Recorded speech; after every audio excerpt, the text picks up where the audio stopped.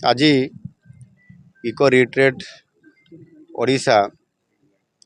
आउ ये जो कोणार्क आज जो आम इको रिट्रेट आज यार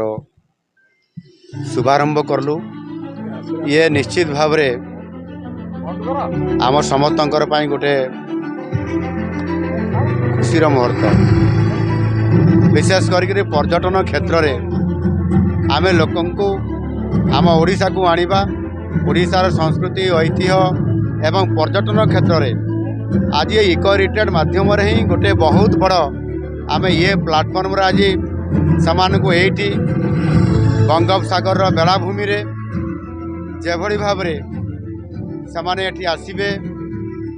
एवं एठी आमर खाद्य एठी से प्रकृतिर ये जो परिवेश भितर आधुनिकतार सहित तार समन्वय से किपरि भाव कालतीपात करेंगे रे मजा ने खुशी ने आ ये इको रिट्रेट आज तार शुभारंभ होती आगामी दिन में अनेक विदेश पर्यटक अनेक लोक आसबे यार मजा ने अर्थनैतिक आम पिला निजुक्तिर सुजोग कार्यक्रम सुजोग ने ये प्रकार जदि आम देखा ये आमर इको रिट्रेट आमको आगामी दिन में पर्यटन क्षेत्र में बहुत बड़ा गोटे अर्थनैतिक दृष्टिकोण ये गोटे बहुत बड़ा गुरुत्वपूर्ण भूमिका निर्वाह कर एणु आज ये अनेक कर्मशाला हम अनेक सेमिनार हम अनेक कनक्लेव हम एवं ये आज आम सरकार निष्पत्ति नहीं एक कैबिनेट बैठक मंत्री परिषद बैठक भी है एणुक या प्रचार करने आम यार बहुत बड़ा गोटे गुरुत्व भूमिका नवा तार सहित एटी जो आमर जो गोटे अग्नि आमर जो फायर विभाग तरफ जो भाव में आम गोटे करिछंती आमर स्कूबा डाइविंग संतरण शिक्षा एवं लाइफ गार्ड से को ट्रेनिंग देवा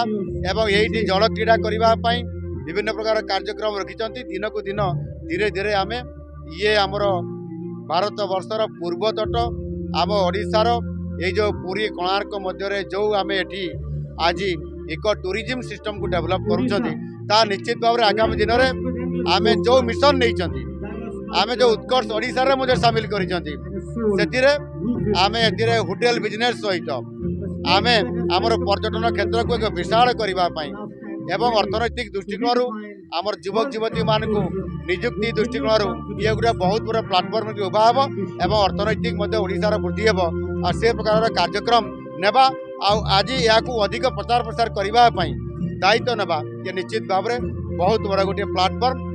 आर भरपूर आगामी दिन में सारा विश्वर पर्यटक मान को आकृष्ट करके आनिबा ये काम ओडिशा सरकार एवं ये पर्यटन विभाग दायित्व नहीं आगामी दिन में सफल नेतृत्व दे पारिबो।